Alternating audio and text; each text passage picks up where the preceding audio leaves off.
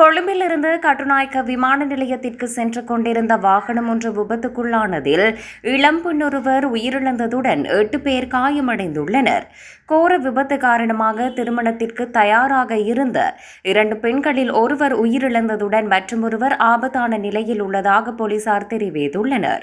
சுமார் 8 பேருடன் அதிவேக நெடுஞ்சாலையில் பயணித்துக் கொண்டிருந்த வேன் ஒன்று லோரி ஒன்றுடன் மோதியதில் விபத்து ஏற்பட்டுள்ளது. டிசம்பர் மாதம் திருமணத்துக்கு தயாரான 32 வயதான பெண்ணே உயிரிழந்துள்ளார்.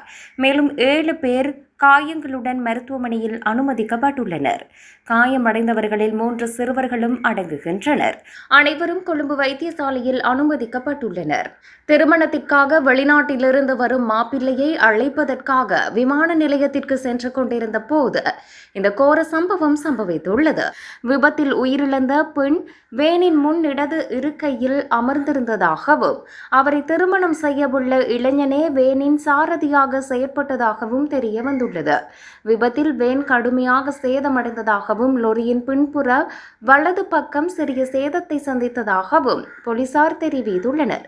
விபத்து தொடர்பாக லொரியின் ஓட்டுநர் கைது செய்யப்பட்டுள்ளார். மேலும் அவர் இன்று ஹொரணை நீதவான் நீதிமன்றத்தில் ஆஜர்படுத்தப்படுவார்.